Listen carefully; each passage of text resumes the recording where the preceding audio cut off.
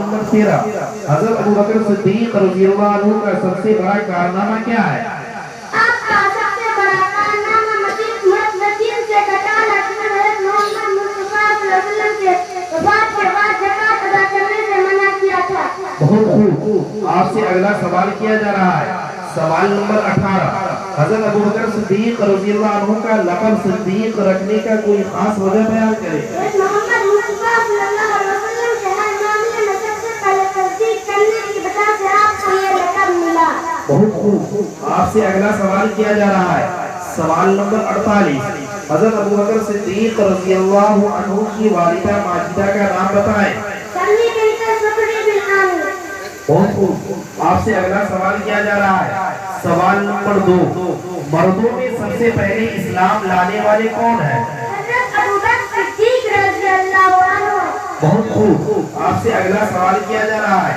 سوال نمبر 19 حضرت ابو بکر صدیق رضی اللہ عنہ کا حلیہ مبارک بتائیں۔ آپ کا رنگ سفید، ہلکے رخسار، باریک اور پتلا چہرہ اور بلند پیشانی تھی۔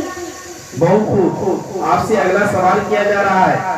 سوال نمبر 43 جنگ یمن میں کس کی بہادری سے فتح حاصل ہوئی تھی؟ حضرت عبد الرحمن رضی اللہ عنہ۔ یہ حضرت ابو بکر صدیق رضی اللہ عنہ کے لڑکے ہیں۔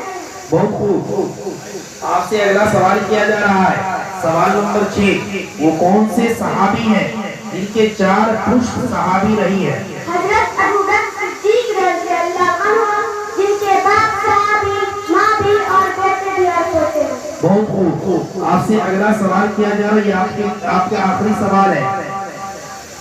سوال نمبر 21 ہجرت مدینہ کے سفر میں حضرت محمد مصطفیٰ صلی اللہ علیہ وسلم کے ساتھ حضرت ابو بکر رضی اللہ عنہ نے غار سور میں کتنے دن ٹھہرے؟ 3 دن۔ بہت خوب، آپ کا سوال مکمل ہو گیا، اب جائیے۔